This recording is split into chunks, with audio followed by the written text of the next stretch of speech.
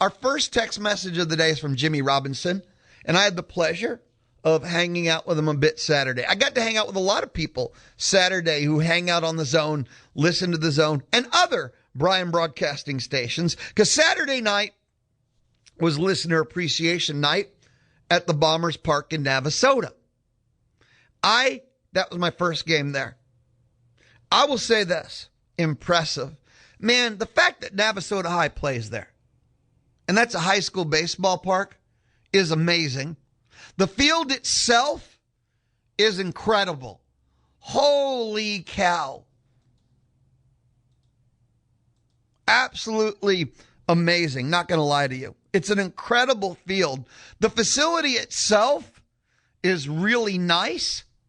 It's intimate without being tiny. Earley, the owner of the Bombers, I got to say hi to him, his beautiful wife. It was great to just visit with them. I ran into a really old friend of mine who I haven't seen in too long, and there's never an excuse for it. Who remembers Steve Miller, Texas A&M? Yeah, Steve Miller, the gangster of love. He was out at the park, and Steve Miller is an answer to a Louis Bellina Show trivia question. Who was the very first guest host in the history of the Louis Bellina Show? Who? Steve Miller. Louis Bellina Show launched like June 10th or 11th of 2001. And on day 2 of the Louis Bellina Show, I was not here. That's right. I did one show. The second day in the history of the show, I had jury duty. And Steve Miller, then of Texas A&M, currently retired, life and loving it, Steve Miller hosted for me. So he was out there, and it was such a treat and pleasure to say hi to him. So Listener Appreciation Night, Saturday at the Bombers Park in Navasota. The party tents that are set up was such a cool, incredible vibe. Seriously, it was an amazing vibe. They were so comfortable. And with the bleachers that were outside, you could see the park. And the one thing that was really cool, where the party tents are, and even the stands, you have this sunken vibe where you're kind of above the field. And so that you're looking down. Everything about this setup was fantastic. What the Bombers have in Navasota, the park, the experience, it was not 110 degrees at all. This was a phenomenal Listener Appreciation Night. So, thank you to the Bombers. Great hosts. Thank you to everyone that made it out. One of the things for me, I like to people watch, and I'm looking around, and the one thing that stood out to me is that everybody that was there had a smile on their face. Smile on their face. As J84 texted and pointed out, I said the Louis Bellina Show. It is correct. It was the first word with Louis Bellina. That's before it was even the Louis Bellina Show. Yes, it was the first word with Louis Bellina at the time. That was the original incarnation. And Steve Miller was the first ever guest host on day 2 in the history of. But Listener Appreciation Night 2026. The burgers were tasty. I thought the hot dogs were especially great. And Jimmy Robinson sent the text that said, thanks for the tickets to the event Saturday. We had a blast. He was out there, sat with us in the stands. Thanks for the tickets to the event Saturday. We had a blast. Sorry you didn't get a foul ball. That was my dream. And I don't have many dreams. I don't like dreaming. I don't like sleeping. But one of my dreams is I wanted a foul ball at the game. We had one chance. Foul ball came up towards our party tent and right towards our bleachers. Ryan Starr, who's middays, Candy 95, hosts Chip Howard Sports Talk on Fridays. He was the closest. And I think he's like 6'10" or something. And with 3 strides, 3 steps, he could have had the ball. And then he could have gave it to me. And I'm just telling you. And he put no effort into it. He didn't move. What do I mean no effort? It was the literal sense of no effort. And that could have been my foul ball. We had one shot. He took no shot at it. Instead, some kid got it. And he's like, yeah, foul balls are meant for kids. I'll be honest with you. I do not prescribe to that philosophy. I see a kid's got 3 foul balls, like he needs a 4th. Come on now. No, I don't believe that. I'm not down with that. It's cute. It's precious. Bah humbug. So that was the only thing that didn't happen. It was a great night. If you've not been to the Bombers games down in Navasota, you have to check this out. It is so incredibly cool out there. And it's simple. It's all simple, but it works like it should be for this kind of game and environment. The prices are so dirt cheap at the concessions. I think it was kind of like a fried churro thing, and it's this big old basket of them. It's like only $5. So listener appreciation night was crazy, epic fun. Thank you to everyone that made their way out. Thank you to the Bombers for everything they did. Ronnie J texted in. He was out there Saturday night. He said, "Good morning, Lou Who." What's up, Ronnie? And he said, "I had a real good time and met a lot of amazing people." And that's another cool element, people socializing with other people. And that is always awesome. Can I share one more story from Listener Appreciation Night? That's cool with everybody. Because this is why I love meeting, anyone and everyone. When the Zonin was able to get out, when we did the Belucci Hour from the tap I did the Belucci Hour at the tap for 12 years. Back when we did the man card beer classes that became the beer education classes, Blackwater Draw. I have the best time just meeting and talking to anyone that hangs out, anyone that listens. It's always a good time. But at Listener Appreciation Night, I remember I was talking to Michael, our promotions guy, and there was a gentleman who was standing very politely, quietly to the side, and I could tell he's waiting to listen. So I wrapped up with Michael, and I said, "Hey, man, what's up?" And this gentleman, he's probably 25, maybe 24, no older than 24 probably. He goes, "Hey, I wanted to say hi. I've always been looking forward to meet you." And I said, "Man, you got to get out more. If you're waiting to meet me, you got to have a better class of people you want to meet." Joking with him. And he said, "Hey, do you remember meeting a guy at a Cheap Trick Joan Jett Heart concert in the Woodlands in 2014? Now, that is very specific. And since 2014, there's a lot of years and beers in my life. But I actually did. I went, "Yeah." I'm like, "Yeah." And he goes, "That was my dad, and I was at that concert with him." And this is where I kind of get embarrassed and shy. And he goes, and I thought it was so cool that you talked to my dad, and I couldn't wait to get to College Station because I always wanted to say hi to you. And I'm like, "Dude, man, you got to want to meet a better class of people." So he, as a kid, was at this concert, and Heart closed with Stairway to Heaven, by the way.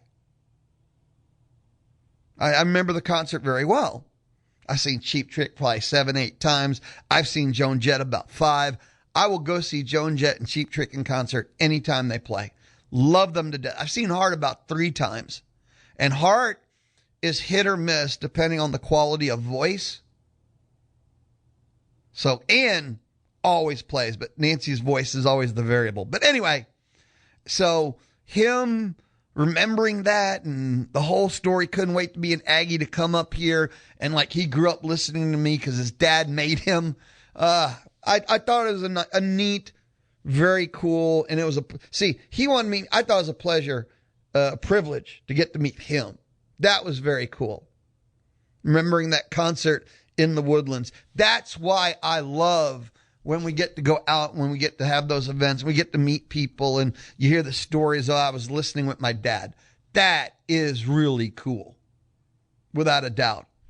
Do you remember meeting a guy at a concert in the Woodlands in 2014 with Joan Jett, Cheap Trick, and Heart? And it's actually I do. Man, I could spend a month telling stories from concerts because it's more than just the music. I think I've told, listening to the NBA Finals, when the Rockets rallied in the last 30 seconds to beat the Orlando Magic, and I was at the concession stand at the Woodlands concert but I couldn't stop listening because it was one of the greatest NBA final games ever. And we had a crowd of us around this little speaker that the guy at, I don't know, was it the popcorn stand had? Yeah, good times. Good times. Or waiting backstage to meet Ted Nugent for like an hour. And when we finally did, it was pretty epic. Have a text message. Man, people are texting early. Terry fighting crime. He said, Lou, and then 3 exclamation marks. Lou, my man. And that's 1 exclamation mark. Lou, my man. Years ago at the Rangers game, I made a perfect catch in the stands on a foul ball. Wow. Uh-oh. Hold on. Now the rest of the story. The problem was I trucked a 6-year-old kid in the process, which in turn I had to cough up the ball. Not my finest moment.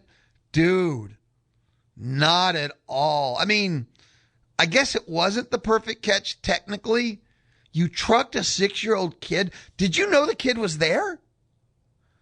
Was that? I'm going to go with it wasn't intentional. I'm just going to. You trucked a 6-year-old kid. Look. I said foul balls are not just for kids. I don't buy into that theory of life. But I didn't say go trucking kids to get foul balls. I'm not one of those that you knock over old people, punch puppies, break whiskey bottles, and truck 6-year-olds to get the foul ball.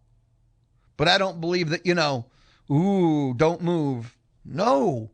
And at the Bombers game, listener appreciation night, that was the one dream I had, was to get a foul ball. And because of Ryan Starr, that dream died. Now, when we return, okay, I've to take a timeout. Maroon and White notebook was promised. The Maroon and White notebook will be delivered. But I did want to start the day by saying thank you. That's what listener appreciation night is. Thank you. I want to thank everyone that showed up Saturday night. I want to thank everyone that listens to the Louie Bellina Show for just any day, anytime, any link. It's why I'm here. It's why the Zone is here. It's why we do what we do. I just want to say thank you. I appreciate the company. It doesn't matter the day. It doesn't matter the when. I get to play for a living. I get to have fun. And that's what this is. I know I'm supposed to pound the counter. I'm supposed to act like, it's the most important thing in the universe. It's more important than the moon landing and, ending poverty. But sports is fun. And that's always been my belief system, right? If you have a good time, people want to have a good time to you. Maybe I should dream bigger, but I'm a simple man. When we return, the Maroon and White notebook opens. This is the Louie Bellina Show, presented by CC Electric on the Zone. Listen to Aggie football every game, every play. Come on the Zone 1150 AM and 93.7 FM. The Louie Bellina Show, just getting started on a Monday. The Louie Bellina Show, presented by CC Electric, built on faith, family, and community. One quick text message. It's from Noah, who said, Louie, that's me, it was good to see you at the listener appreciation night at the Bombers Saturday. It was also exciting to talk to you about the Savannah Bananas, and my family enjoyed every bit of it. Yeah, again, it was a great crowd. It was great people. It was a great time. It was great to talk to everybody. It was great to meet everybody. Noah, it was great to see you. And again, you had your family out there too, of course. It was pretty awesome. We had a great time. And I'm already looking forward to next year. And it was just Saturday that we had this year's. And a thank you to everyone that showed up. Thank you to the Bombers for hosting us. And I will just, did I say roasting us or toasting us? And I will say to anybody, if you're kind of like, oh, I don't know about this thing in Navasota, go, go, go, go, go. Go, go, go, go, go. Just trust me on this one. It is pretty awesome out there. The Maroon and White notebook. Let us look inside. MLB Draft took place this weekend. You've probably heard rumors about it. It's not a rumor. It actually really happened. The Major League Baseball draft happened. I will say it kind of went according to script. We went over mocks. We talked about all the different possibles. It was pretty faithful to what happened. Chris Hakopian was the first Aggie off the board in the first round. He went number 11 overall to the Washington Nationals.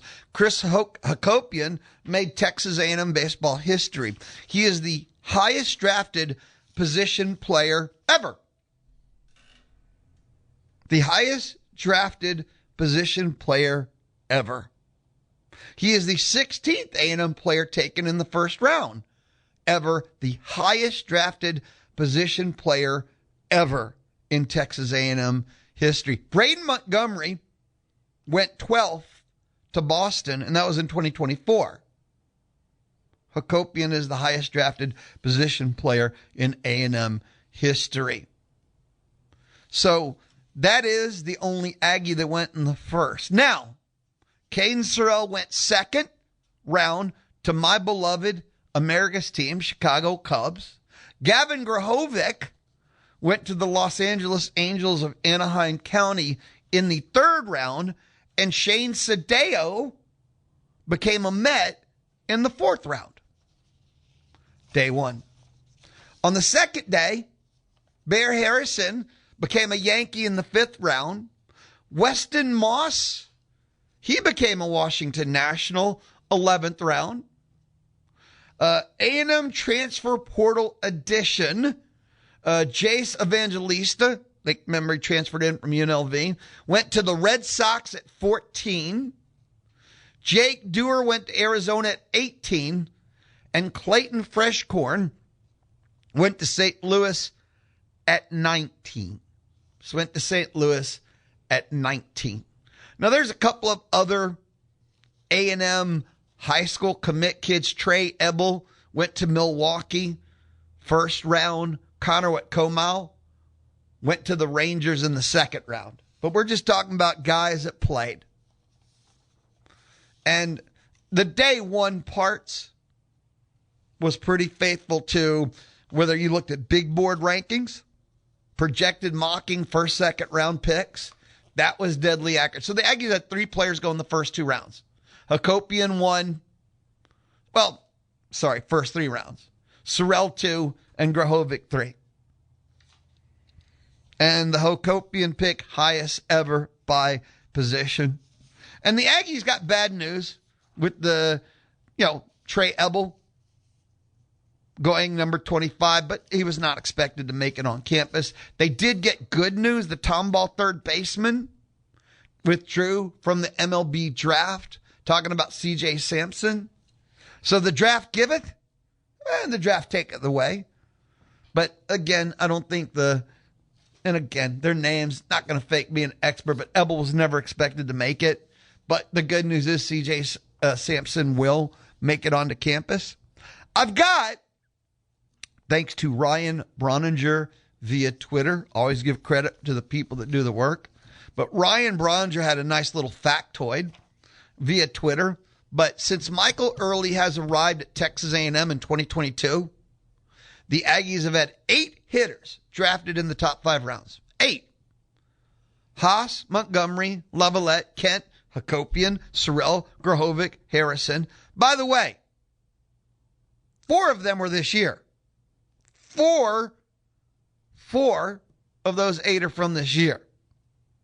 In the 10 years prior, A&M had 6 hitters in the top 5 rounds.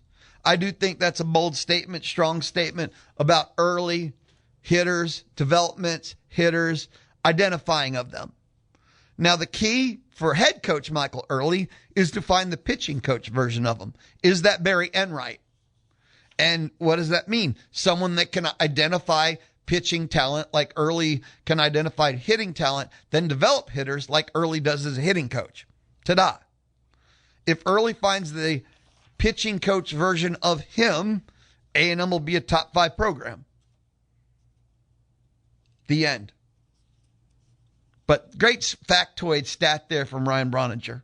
Since Michael Earley has arrived at A&M in 2022, the Aggies have had 8 hitters drafted in the top 5 rounds.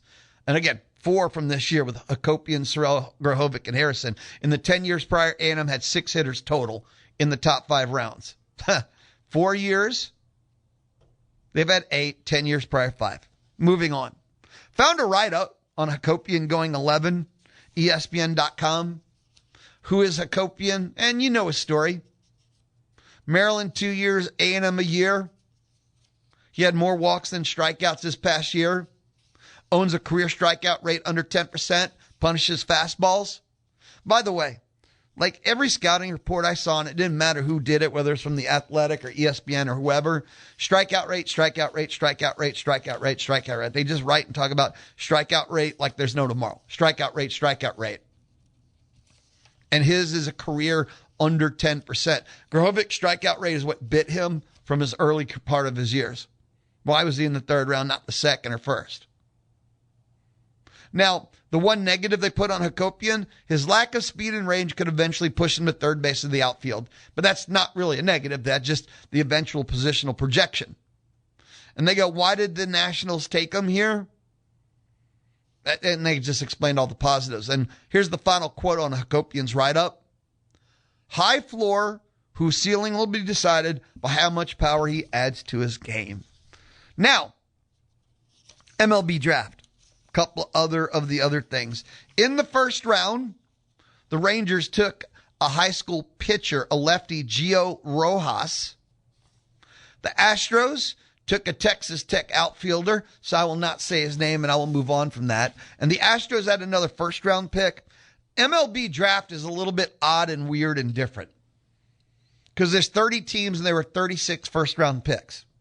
Because there was 3 extra picks that go from developing your own players can get you supplemental picks, and then there's already first-round compensatory picks. And you can get compensatory picks for different reasons. Like I said, the Astros got an extra pick because of Hunter Brown finishing top 3 in the Cy Young. Major League Baseball is weird. And the Astros, with their second first-round pick, took the right-handed pitcher from Notre Dame, Jack Riddell. I just figured I would share. I was once told sharing is caring. Now, A&M had a phenomenal. You look at how many Aggies went in the MLB Draft. Day 1, 3 in the first 3 rounds. Highest ever position player ever. It was absolutely an amazing draft. But what about, well, this next year's team? Because we're going to root for them. I don't know about you, but watching Braden Montgomery this year and him fight his way up, had his debut at the White Sox, we have Aggies. It's as much fun to watch them on the big level. This has been a good time. And of these 3, it'll be interesting to see who will develop, who will get up the fastest. Aggies need to have pitchers, because pitchers now are getting the faster debuts because they're so MLB ready. And can A&M get that level of ace? Now that the smoke is cleared, the number one Aggie baseball question is what? I think it's an obvious one. For me, it's obvious. But what does Clayton Freshcorn do? From the start, I keep being told that he's going pro. But I thought somebody knew something MLB draft-wise that I didn't, when I couldn't find anything that projected him in the top 6 because I thought he'd have to go top 6 to go pro. I don't see how going 19 seals the deal with him. I don't see that as a mandate he has to go pro. I know that MLB teams now finagle, manipulate. Where you go does not necessarily have to equal what you're going to get paid. But going 19, NIL can more than make sure you do not have to go pro. He does not have to go pro. There's no mandate on the 19th pick, even fudging money. But if he just has his mind made up, if he doesn't care and he just wants to start his MLB career, there's nothing that changes that. Nothing I'm talking about is relevant if that's the narrative. If he just wants to be a pro, if he's tired of college life, he doesn't want to live in small towns. He wants to start. His agent has told him that he needs to start his MLB clock now to make big money later. I mean, if there's stuff like that in play, that's a different story.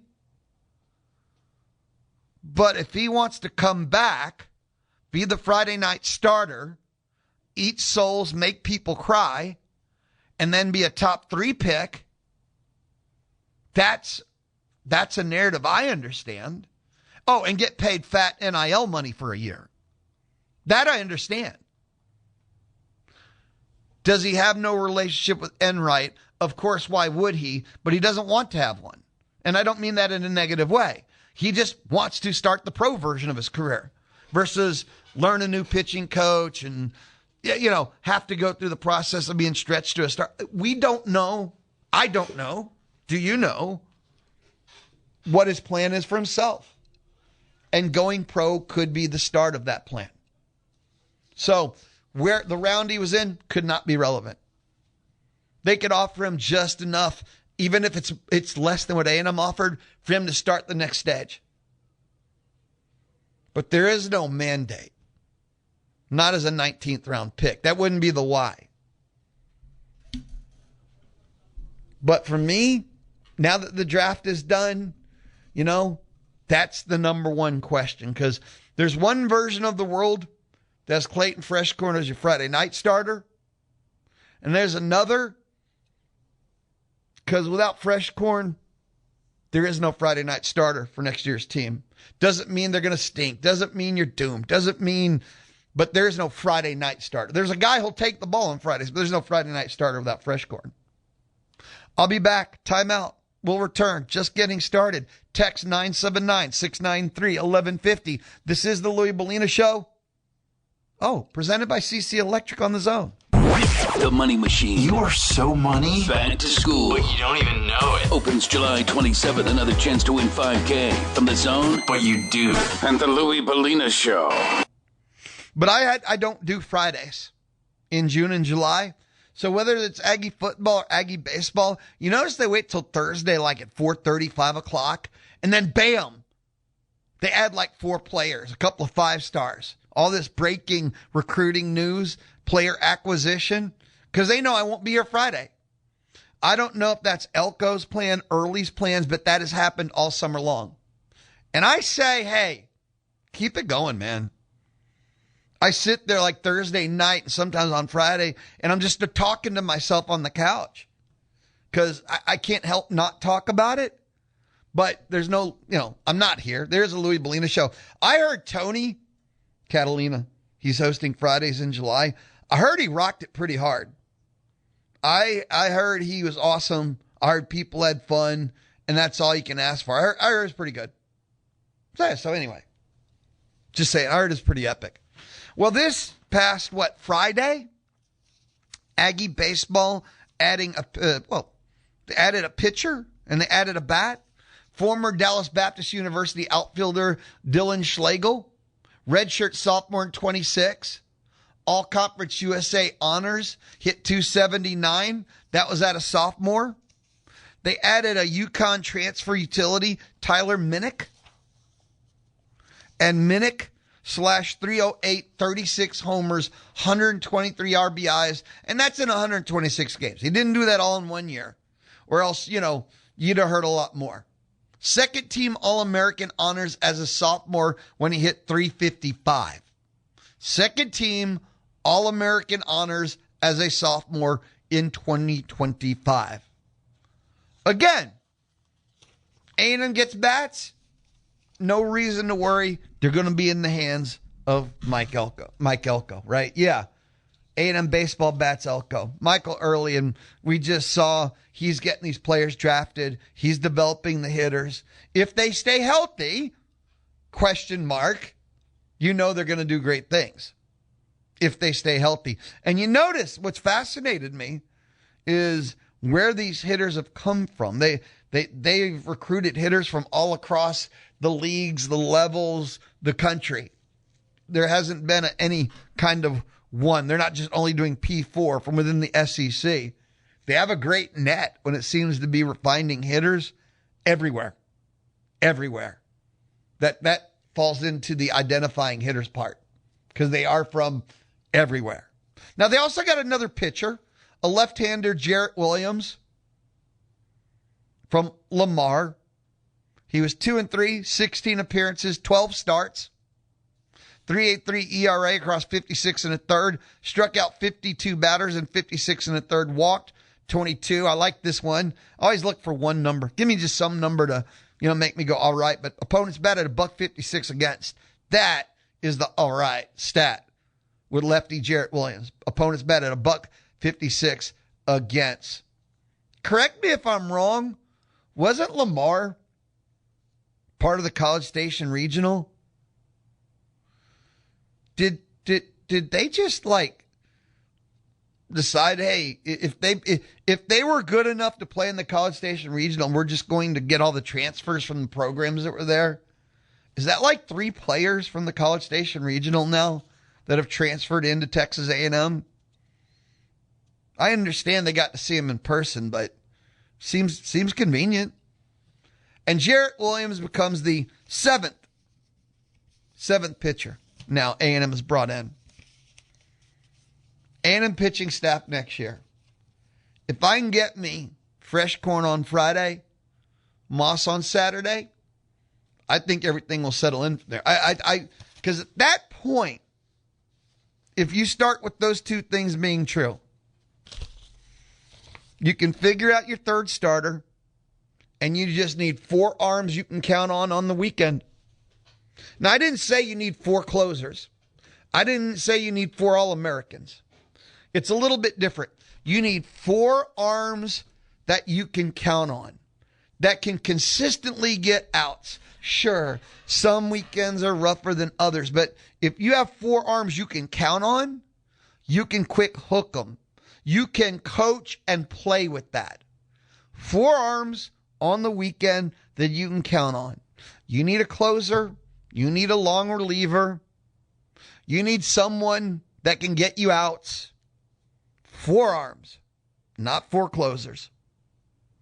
Yes, who replaces Freshcorn as the closer? I got news for you. An A&M bullpen with 4 reliable arms will probably be better than what they had last year, which was one All-American closer and 0 else.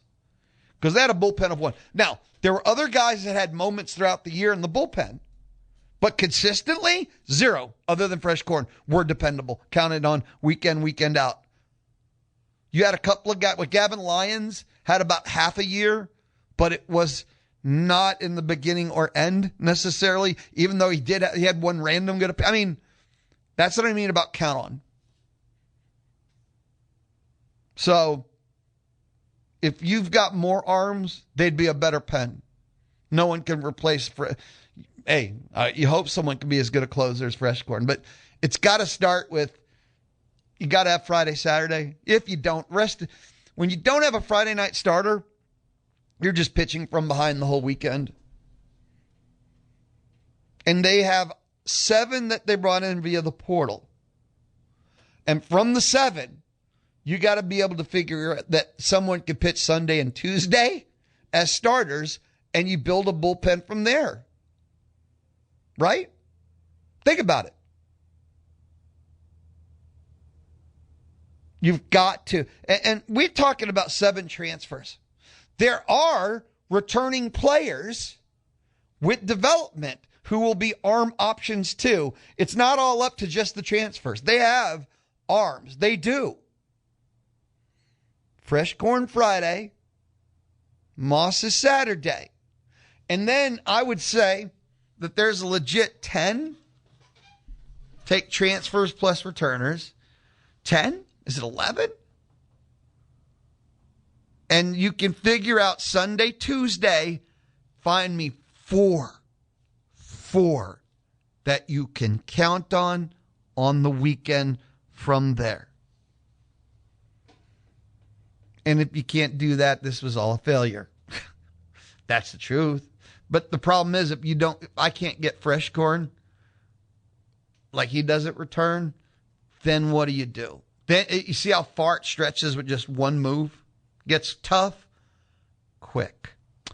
When we return, up next, we wrap up our first hour together. This is the Louis Bellini Show, True, Monday on the Zone. And it's all presented by CC Electric. The Louis Bellini Show. Dial 979-693-1150. Hello? To visit with him. Hello? Or to win. Hello? On the D4 Land Services Hotline. Dial 979-693-1150.